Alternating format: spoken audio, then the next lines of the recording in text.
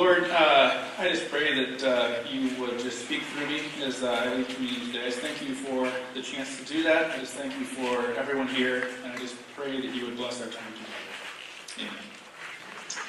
Amen. My name is Brandon Schmidt. I'm married to Heidi. We have 3 kids, Julia, Cole, and Carson. As I prepared to share today, I kind of bounced around a lot with what I would say. Life is pretty busy at our house. We have either water polo going or football, projects around the house, hanging out with friends, and work too. So I'll be honest, aside from evening prayers and talking to the Lord and talking to Him when I'm at work and driving, it is a challenge during the week to slow down and just have good quality time with the Lord. And communion is always a great time to come before Him and reflect and connect with Him.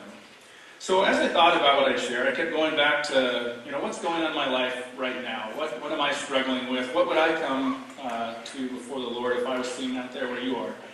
And a struggle lately has just been me being frustrated and maybe a bad attitude about the opportunities for our kids with school and having to just deal with it. It always seems bad news, having to wear masks, new mandates, quarantines, outbreaks, and the same with work too. So I was asking myself, why is God allowing this to happen? What's His plan? What can I do about it? And how can I find peace that He is in control?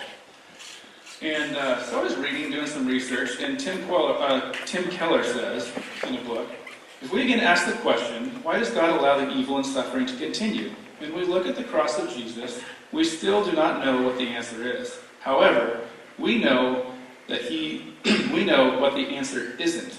It can't be that He doesn't love us. It can't be that He is indifferent or detached from our condition. God takes our misery and suffering so seriously that He was willing to take it on Himself. And one day when we stand before Christ, having wondered at times whether He really cared about us, perhaps we'll see Him extend His nail-scarred hands to us and ask a pointed question. Do these look like the hands of a God who doesn't care?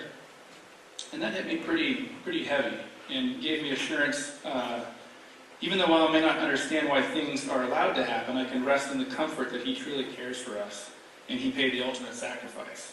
So what can I do about it? In Randy Alcorn's book, The Goodness of God, he says, when suffering and evil come our way, they'll exert a force that either pushes us away from God or pulls us towards Him.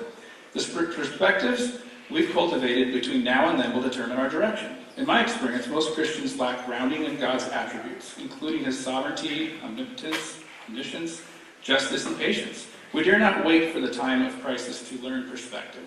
The time to study these things in the Bible is now. Now is the time to contemplate these words of God about the future that await us.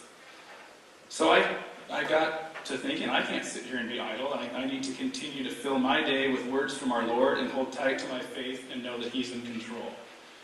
And I think that's the best way that I can face that daily. And so how do I find peace? Well, for me, it's trusting in Him.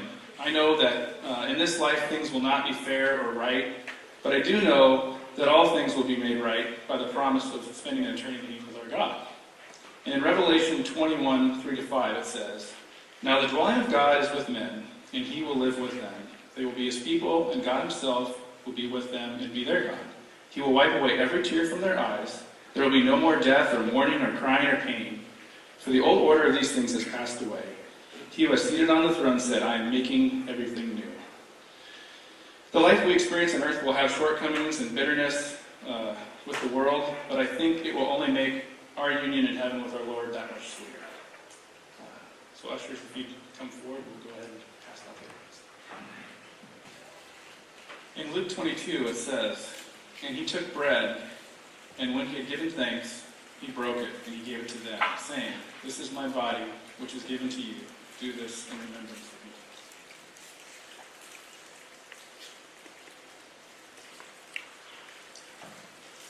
me. And likewise, the cup, after they had eaten it, saying, this cup that is poured out for you is the new covenant in my blood.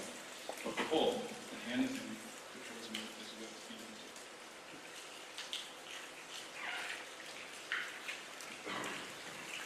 Lord, I just thank You for Your sacrifice. I thank You for today.